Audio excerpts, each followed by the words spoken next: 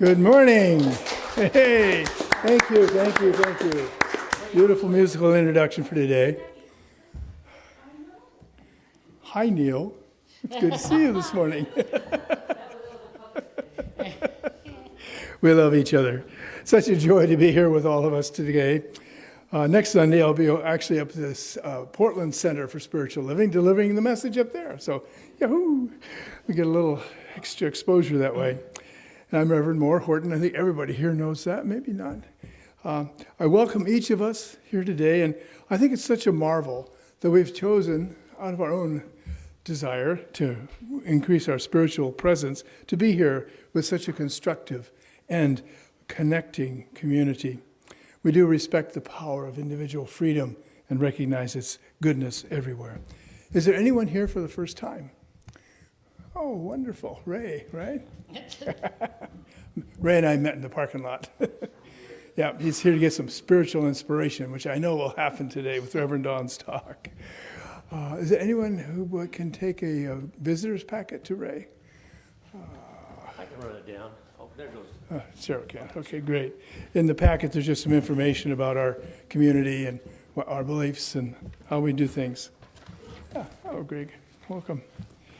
Now remember, of course, today that we have Soup for the Soul downstairs in the fireside room after we're finished with our celebration here. And there's a love offering of $3 per person to help fund the purchase of an automated electronic defibrillator. Oh, yeah. So there's some wonderful choices for soups, and somebody brought in baked bread this morning, fresh baked, still warm. And cornbread. And biscuits. And how many kinds of soup do we have? 4 kinds of soup. Well, you could make a feast of today, right? Which it is. I announced, did anybody happen to read the, what do we call it? The weekly email that came out. Did anybody read it at all? 2 or 3 people did. 4 or 5.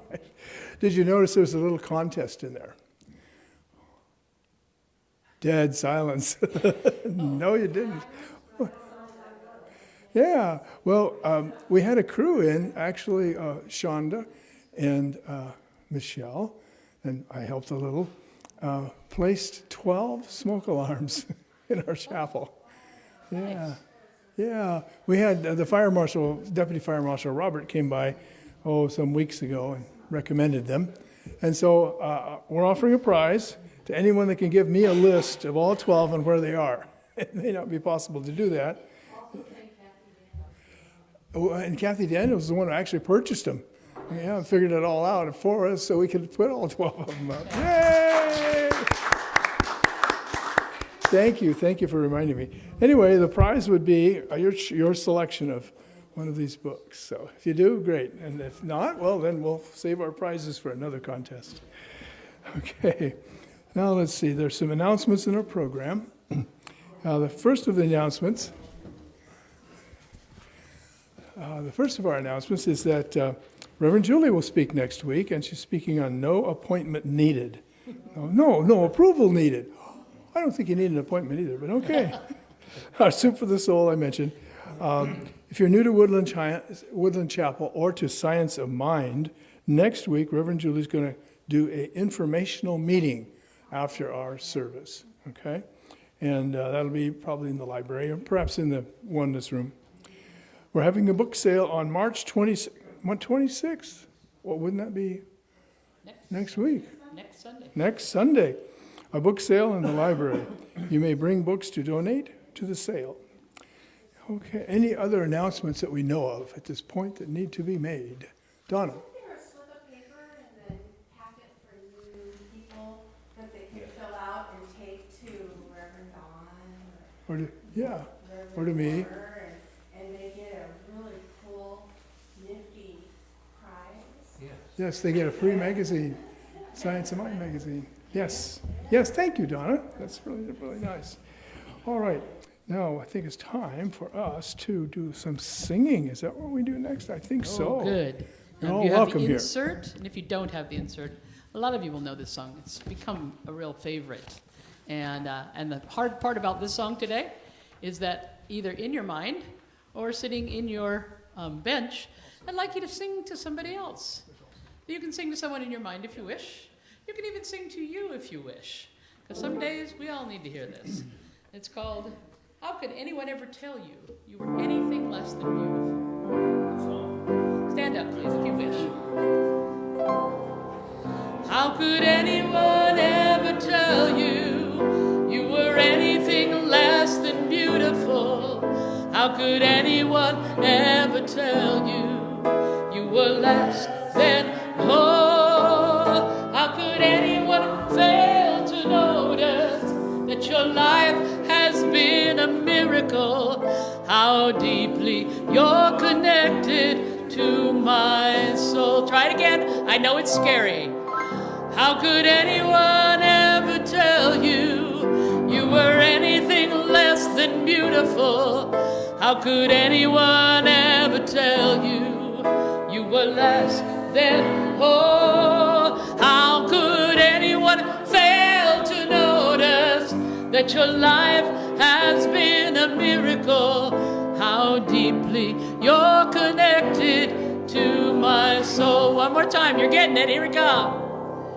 How could anyone ever tell you you were anything less than beautiful? How could anyone ever tell you you were less than whole? How could anyone fail to notice that your life has been a miracle? How deeply you're connected to my soul. What'd you just say? How deeply? How deeply you're connected to my soul. Yeah. Truth, truth, truth.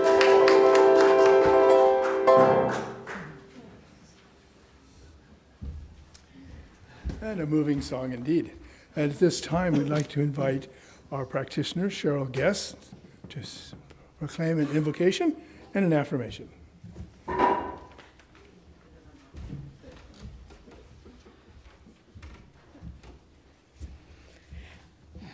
So good morning. Morning. In this moment, just allow yourself to feel the presence of all of the love that surrounds us, the feeling of the energy within this chapel, all of these beautiful spirits here present by divine urge, here to express and acknowledge that there is something more than just this physical presence, that we are beautiful spiritual beings here to express God in every moment. And I know as this service goes forward, that each person will hear something that they need to hear, that each person will know within their hearts that they are a powerful, beautiful spirit, ready to express always the beauty, the love, the joy, the wonder, and the serenity and peace that is this universal energy. And I know that we have so many things to come forth, the things that are brought forth by the words that are spoken here today. And so with so much gratitude, I just release this into the universal law of mind, knowing that everything is unfolding just as it should, and that life is this beautiful, beautiful expression that is you. And so please join me now in saying, and so it is. Our affirmation today, I'll start by saying, today, I am confident to step into the full expression of who I am. I know continually reveal the authenticity of living out loud by my actions with others. The source of my being has no limitations and needs no boundaries. As an expression of that unlimited source, I am prepared to demonstrate that what I may call boundaries in my human experiences are bridges to understanding that build fulfilling relationships. Thus, I contribute to creation of a world that works for everyone. And so it is. Namaste.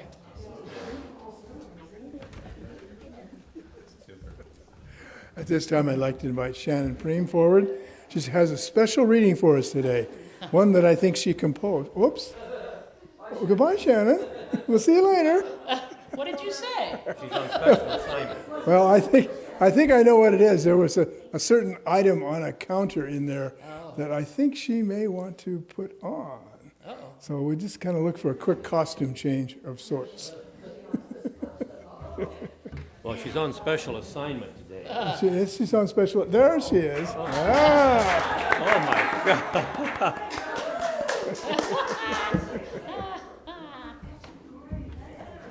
Isn't it cool?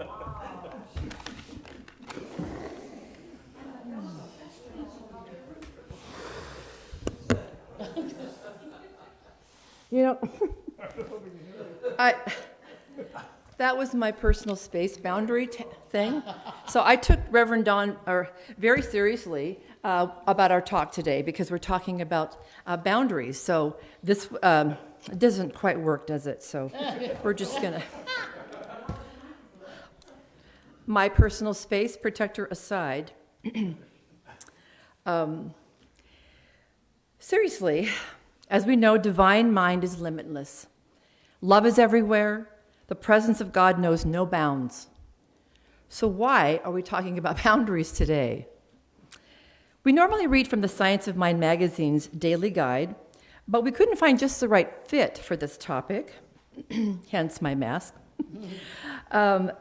Boundaries build bridges. So Reverend Don suggested the concept of authenticity, which Reverend Moore covered so well last Sunday in his message. What a perfect fit. Authenticity is key to setting healthy boundaries because it is rooted in being honest.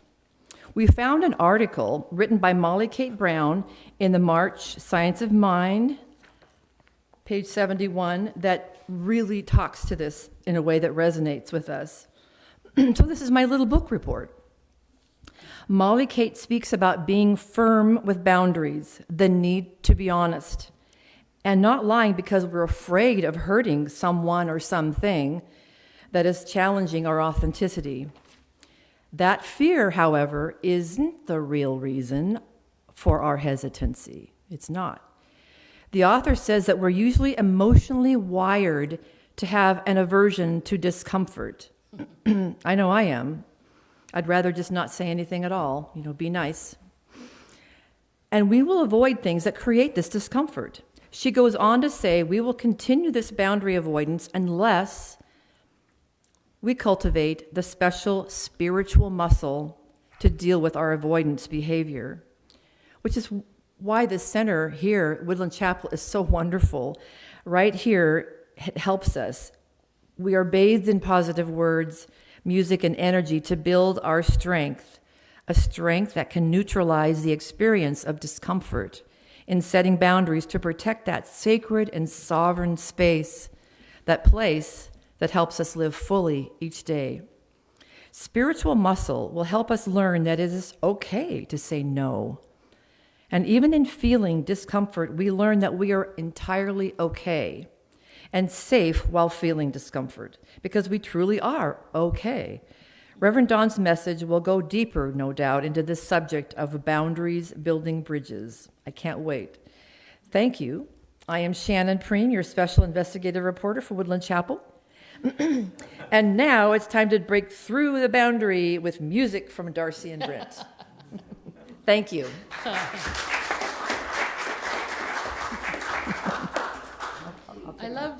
I love how things work together.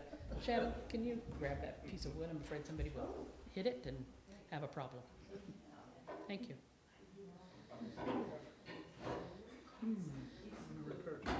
That's about 60 years. Where's the glue when you... Somebody asked me one time if there were any songs that I would not sing. And I said, well, yes, I have boundaries. There are songs, but most likely I'm willing to take the song and make it work. So I change words when I feel the need. But there have been some songs that changing the words wouldn't have helped me, because frankly, they're just plain old hard to sing. The first song, today is kind of an example of some of those. The first song that I had you sing is difficult for some people. And when I first heard it, I was like, oh, it's easy to sing to somebody else. And then my friend said, oh, turn it around and sing it to you. And I was like, oh, no. No. No. And I realized that it was much easier for me to give than to receive. And this next song was one that I actually was forced to sing. My mother made me do it. And the first time I sang it, I cried the whole time. And I was like, oh, goodness, Darce, I think we found a little soft spot here. And so if this is for the same for you, you probably have heard of this, then I recommend that you do what I did and take a deep dive into that concept of authenticity and that concept of I can't build bridges until I know who I am. A bridge is no good if the one side is weak. And so I wanted to make this song real to me. Now I don't cry anymore. But I share it with you to look at who you are. And are you okay with who you are? Brent? Thank you.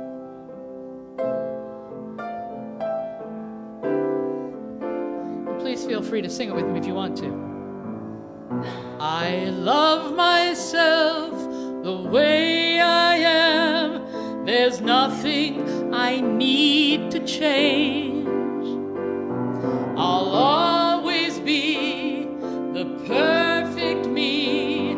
There's nothing to rearrange. I'm beautiful and capable of being the best me I can. And I love myself just the way I am. I love you just the way you are. There's nothing you need to do. When I feel the love inside myself, it's easy to love you. Behind your fears, your rage and tears, I see your shining star. And I love you just the way you are. I love the world the way it is, 'cause I can clearly see that all the things I judge are done by people just like me.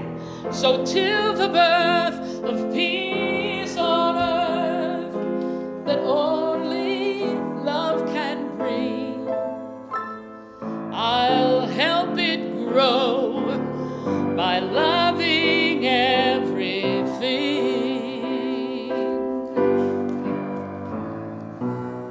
I love myself the way I am, and still I want to grow. But change outside can only come when deep inside I know I'm beautiful and capable of being the best me I can. And I love myself just the way I am.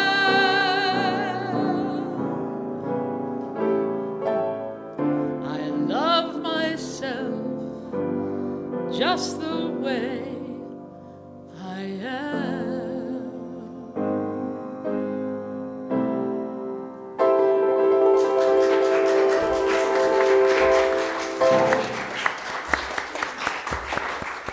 Thank you, Darcy and Brent. It's always a pleasure to hear you sing even the difficult songs. Even the difficult. So beautiful. Well, we're privileged this morning to enjoy message about building bridges. And I think everybody here knows Reverend Don. Does anybody not know Reverend Don? Well, he's a person who's so essential to the expression of this divine life that we call Woodland Chapel. I kind of think he brings the heart and the joy to life. So please welcome Reverend Don Kerr.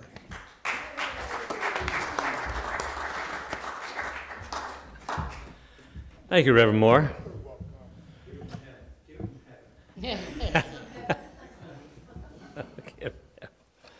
Oh, my goodness gracious. Good morning, everybody. Greetings and salutations. I remember Charlotte's Web. Greetings and salutations. I always love that song, that little story. Tell to my grandkids and my kids. Thank you for being here, as we've said earlier today. You know, we're going to continue this month, this theme of cultivating our personal authenticity and looking at how boundaries can build bridges and improve our relationships with others. That's kind of where we want to head. And thank you for introducing us to that a little earlier, investigative reporter, Shannon. But, well, I see you took it with you. Well, first I want to I'll do the first part about this boundary thing. I want to get started here. I'm asking that we reach into our pockets or your purses. If you think about this, take out that very common connective device that we use. And if you haven't turned it off, yeah, thank you. Do so now, and if you've done it already, thank you. If you haven't, why do so now? That's a good idea as remaining time for the Sunday message to not have a phone go off, as a boundary of community respect for the next few minutes while we do our message of the morning. Now, one more thing about boundaries before I get started on this journey of authenticity and boundaries. I was just wondering, have I ever told you my favorite joke about birds? Particularly crows. Yeah, crows. Two crows in a field talking. Well, if you haven't heard it, okay. If you have heard it, why? It's okay too. It's two crows in a field talking when they notice a figure look like a man in the distance. See over there? What is that? Asked one of the crows. Second crow takes a look. Well, that's a scarecrow. Looks authentic, doesn't it?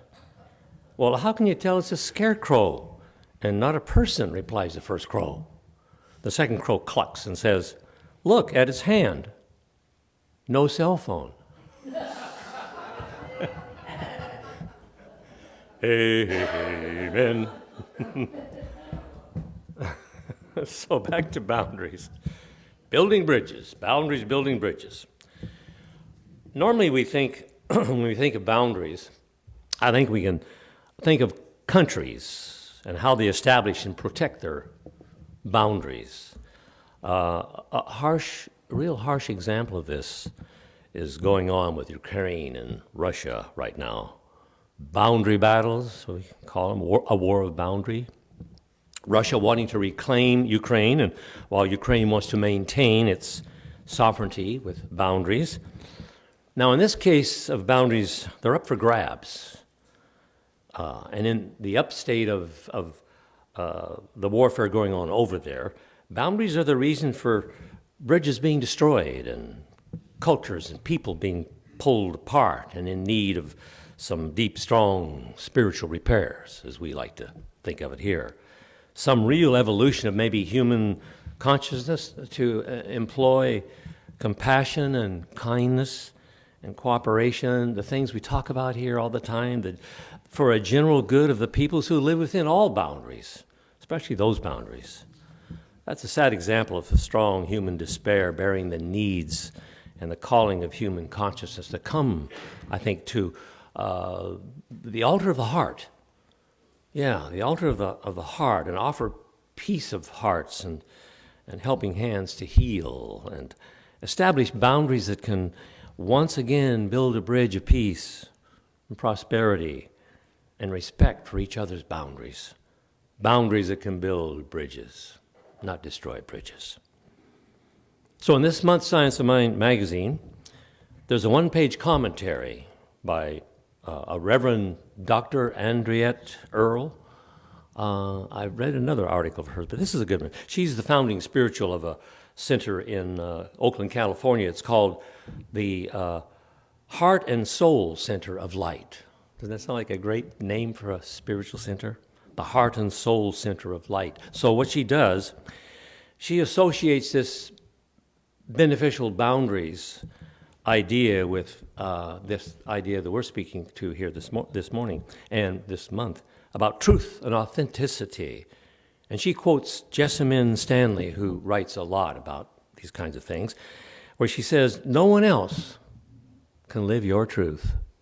Oh, we should know that, don't we?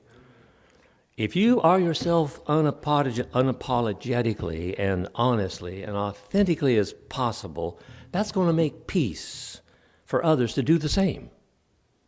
We're actually contributing to others' welfare when we do that. In other words, do what you wish others to do in like ways, another way of putting it. And be a trailblazer, be the example, be the first one, that's okay. Now, Dr. Andriette writes these defining words. She says, ooh, I read this. Yeah, this rang a bell. It's going on in a part of my family today. Cousins. She says, in today's common culture, it can seem that being different is becoming increasingly dangerous. The erroneous idea that being mean and offensive and critical and judgmental is just simply being authentic. It has run amok on social media. Cyberbullying is a thing and an opportunity to just spew vitriol and remain anonymous in the crowd. Coward. Coward's way, she called it. And sadly, as I've seen in my own family, some do not survive those attacks. I have a cousin in California who just committed suicide. And that comes from a connection there. Now, those who do this might say, well, I'm just being authentic. We say this defensively, and then they tuck their bloody sickles behind their backs, she goes on. Now, we all probably know this is going on, and even have some debris of it in our own lives in lesser degrees. My life. Have we come in contact, she goes on to explain, with someone who says to us, maybe after being bold and loud in your face, who says a little bit with their cherished habitual strong opinions, and we just simply back away, or we stand and take the spittle in our face, don't say anything as they finish, and they say something like, and that's just who I am.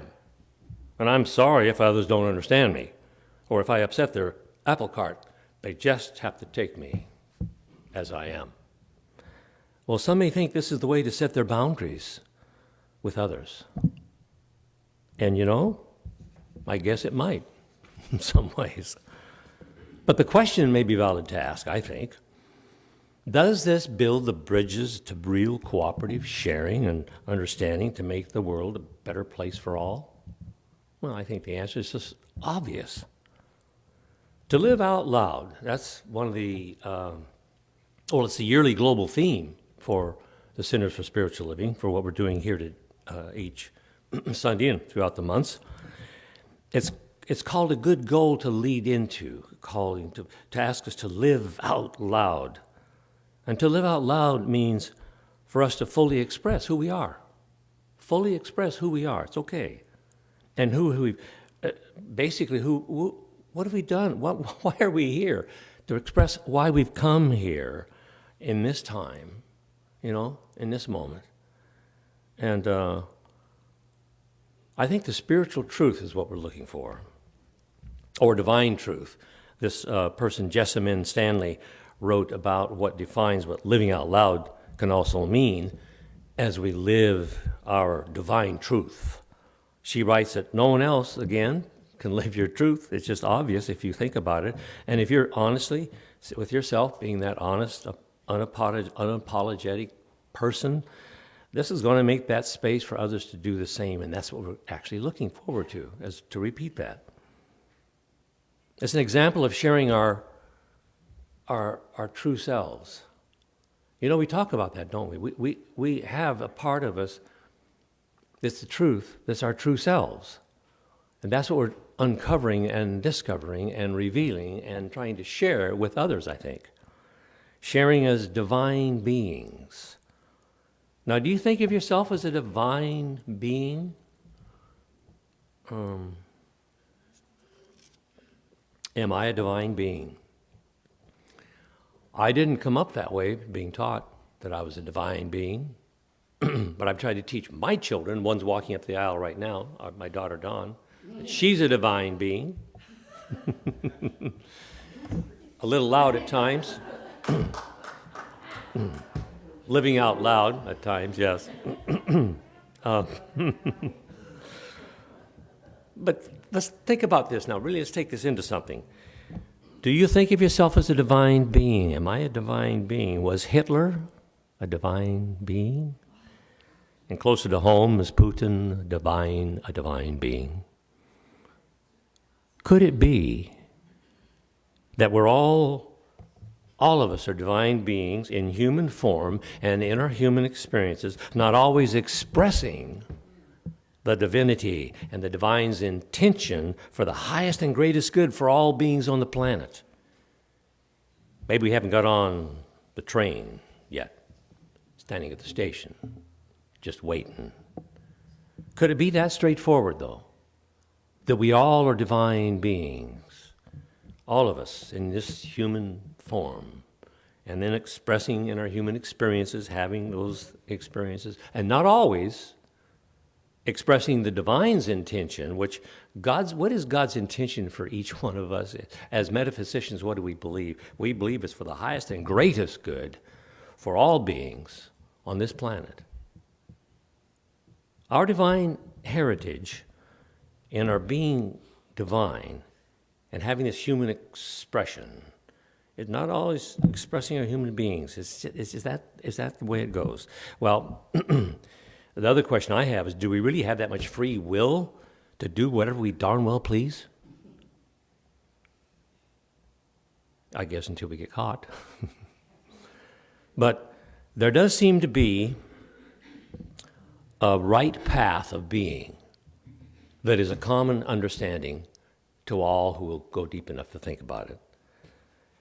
When it comes to divine in our boundary settings, in our setting of the boundaries that we're talking about here, if we accept, again, only the highest and the best in ourselves, and then all others see that, and then endeavor to just cultivate and nurture their own authenticity, allow, but have our boundaries for that now that we find ourselves uncomfortable. Who was it that was speaking? It was Shannon spoke a little bit about that. The idea about setting boundaries when we find it's difficult to do, it's not because we want to be good people. It's just because we are uncomfortable. It makes us uncomfortable to say no sometimes.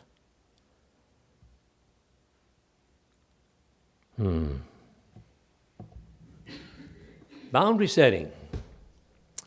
You know, it can really be a good thing when it comes right down to the truth of it. The true thing about boundary setting, it's a good thing if done in an authentic way. It's got to have a beginning with our true, authentic intention. And I like to think of ourselves. I was thinking about this the other night when I was thinking of what the heck am I going to say about this. I like to think of myself, and I've spoken of myself as this way, as a doctor. And some of my friends and my relatives call me Dr. Don. But I think of all others as doctors of our lives, physicians, metaphysicians, many of us. Yeah, we have the power to heal. We have the way to tap in that we talk about this power greater than we are. Well, only greater than we are in our human frailty, but not greater than who you really are. We, within us, have that power to heal, to be our own doctor. But the first oath that we got to take is the same as the doctor takes. The rest of our lives, we got to become ever more awakened, spiritually aware to this. And that first oath as the doctor of our lives is do no harm. Just do no harm. Do no harm. A boundary can be where we end and the other begins. A boundary can be where we stop the ego from directing the traffic in our lives. And then the beginning of our true self, driving the life mobile that we're reading the roadmap with, and setting the boundaries of how far we can go and how far we take others with us or not, and let them off at the next junction if necessary. If they choose their different path, that's great with us. And after all, we are these privileged free will beings. We are these privileged free will beings. It's a privilege given to us, granted us. We're capable of seeing boundaries. We're capable of seeing that. We see others and ours, and we can see them as a kind of guidelines for empowering ourselves, empowering all of us into what we call, another thing we like to talk about here is self-mastery. Don't we all like the idea of self-mastery? I'm not talking about self-control.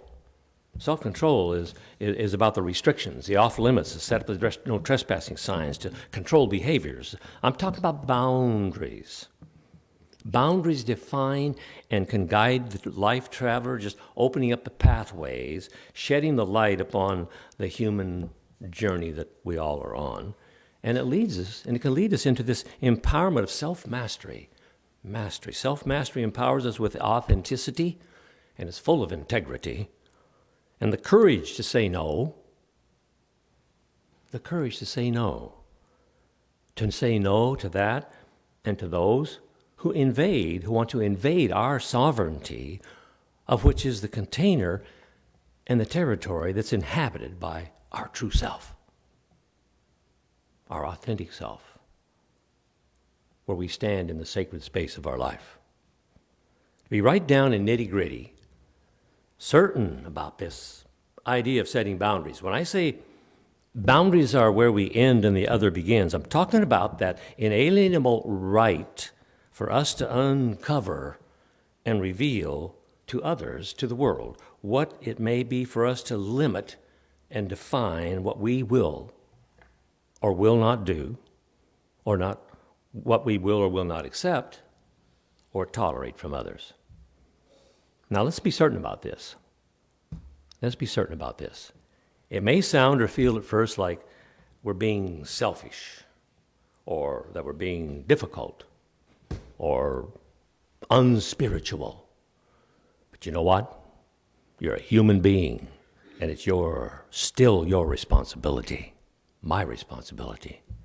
Because having clarity about our boundaries empowers us to know what is ours to be, really, and what to do in this world. And until we communicate our boundaries and hold others accountable, to them, we can't expect others to read our minds and honor them. It's not effective if we just assume. You know how that works with assume, the word assume, right? We may have heard it said that, or even said it ourselves, well, he should have known. Sure, she knows better than that. She knows what I need. Oh, yeah? And here's something big. Letting others know not only keeps us from being doormats and stepped upon, and it creates bridges to others by giving them a path to connect with us authentically, and it also prevents others from stepping on landmines. They didn't even know they were there. How many times something, boom, wow, by dang, should have known that. The idea, stepping on a landmine, I've done that with others more than once.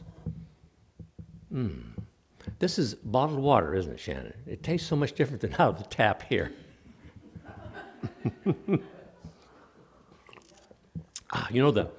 The taps in this church have been going on for how many years now? Ushering water through?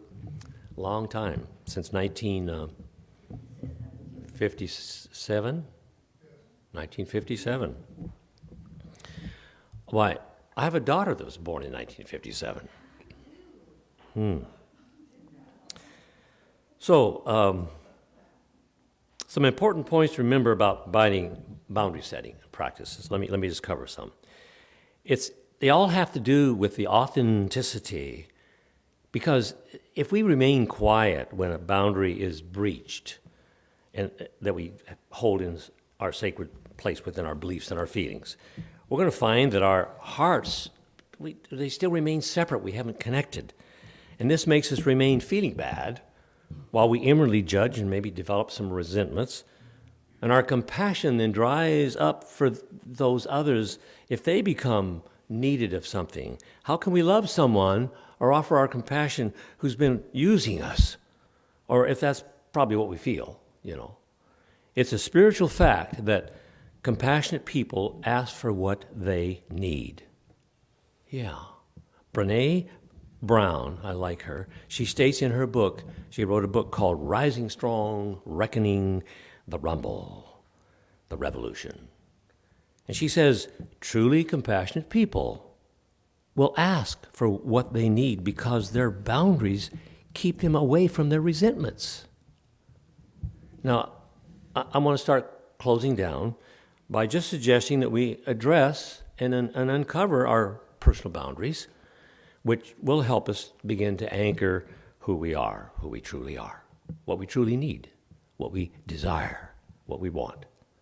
And we can begin to do this, I call it self-inquiry. We don't have to pull up ourselves by the roots, like we talk about sometimes. You got to really do some self-examination. Well, just a little compassionate self-inquiry. You might even consider just hooking up with somebody that you really trust, entering into a conversation, get a clear picture of what matters to us, what are the understandings of others' boundaries and limits. If others, if they have them, will tell you if they are authentically attuned to themselves. If they wish to share, that's great. We can ask ourselves, what areas in my life that I'm aware of where I might need to set a boundary in place, or a couple? I've got a couple. Made me think of a couple. I won't tell you what they are at the moment. But a good question to ask ourselves is this: what ways do we feel that people should treat one another? And are these the ways we expect to be treated? Same way? And are we willing to give others that also? We hear about a do-over. Could need a good do-over if you play golf and things like that. But even in life, a good do-over would be to just live by do unto others. Simplicity, the key to success. Be that example of just honoring others' boundaries when you see them, and when we're aware of them, or if they're presented directly to us by someone. We don't need to question others or even ask how they do it, how they've done it. We just need to express life as we find it in ourselves, trusting the true self, that authentic self I'm talking about. Never imitating, don't have to imitate or match or challenge others' boundaries. False boundaries are going to fall apart on their own. Yeah, those that are just a cherished opinion or something.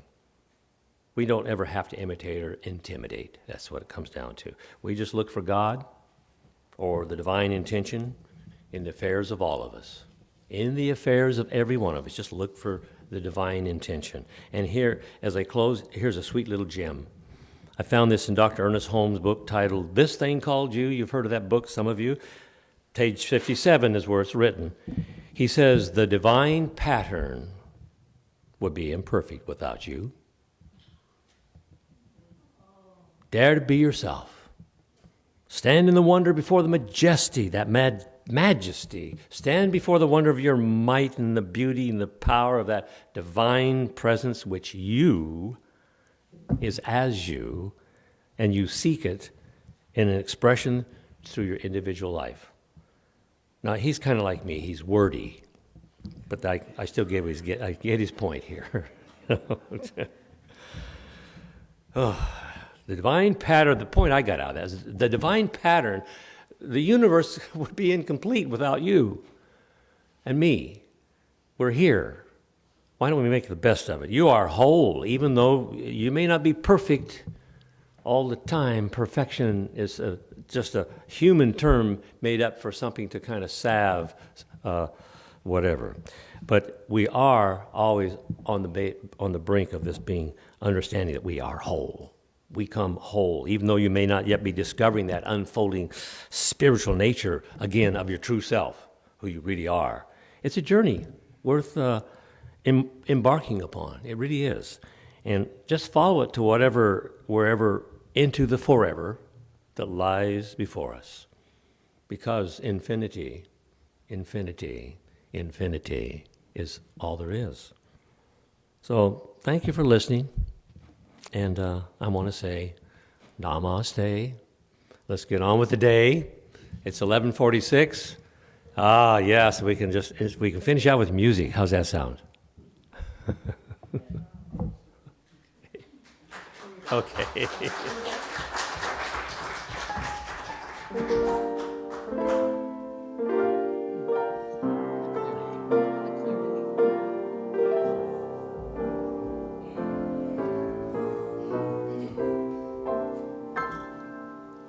On a clear day, rise and look around you,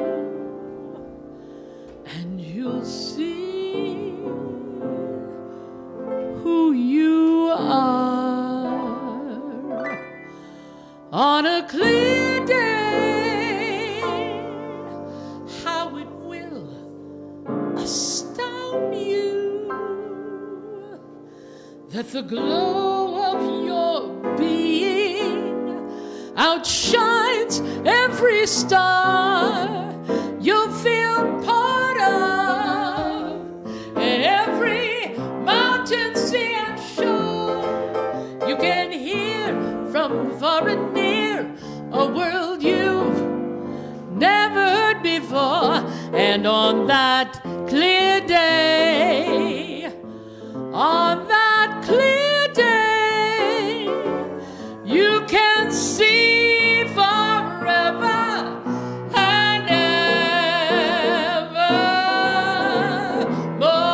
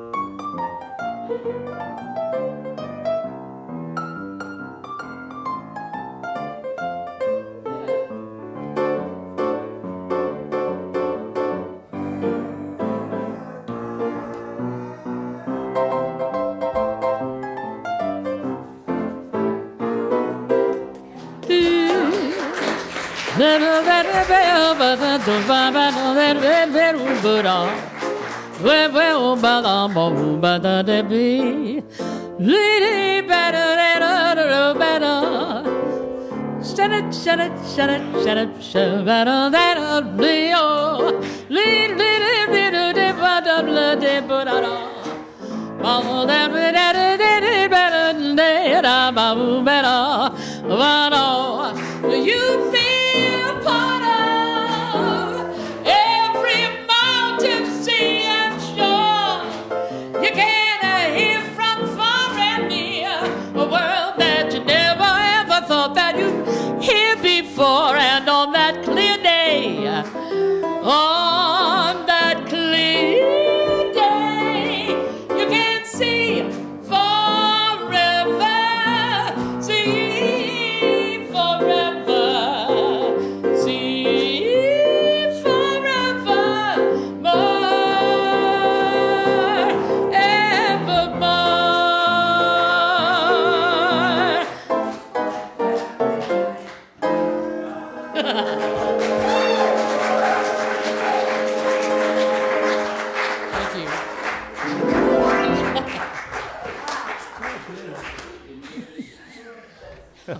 I think it's time for us to think about a little bit of offertory type things. Yeah, such a beautiful ceremony this morning, such beautiful music, wonderful message, great reading, and wonderful preparations on everybody's part, praying and meditation. So we've all been given a gift today, the gift of life, really, the gift of the sharing of goodness, the gift of being present here with one another. And so let's think at this moment of that wonderful offertory that we may be able to bring to our chapel. So maybe take each, if you have, your check or your money in your hand, and know that that is a blessing that furthers yourself in giving and in receiving, and furthers this chapel in its ability to be here with you and for you. So let us say together, our offertory. Yes? I can't find my program. I know this. Okay. Divine love As me blesses and multiplies all that I am, all that I have, and all that I circulate. And so it is. And on your little sheet, you have a song that I'd like to remind you about. Ready, Brent? It's in every one of us. It's in every one of us.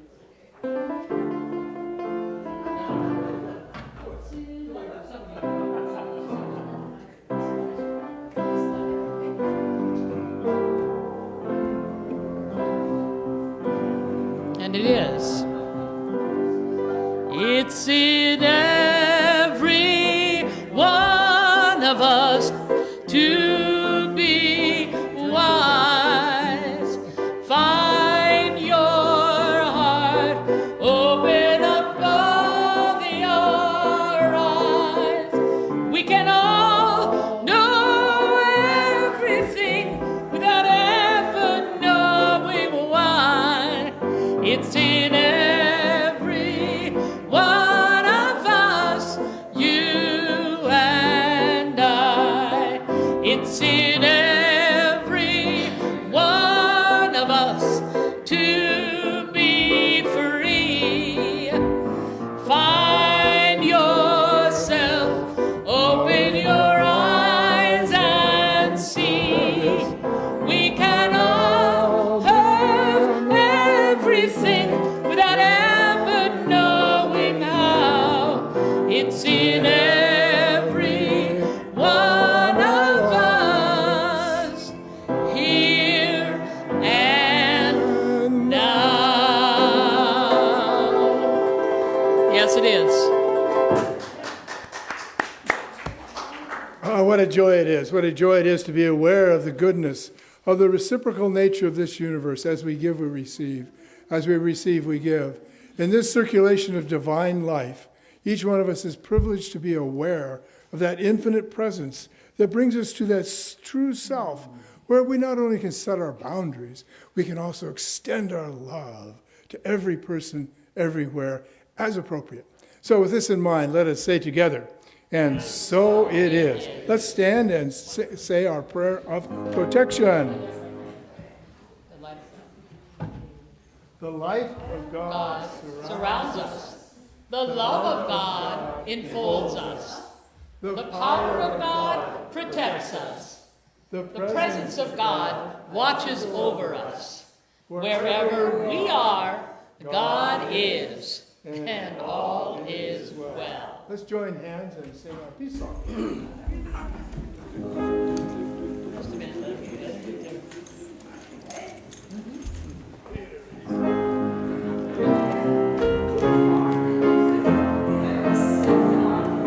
It's all right. Take a minute.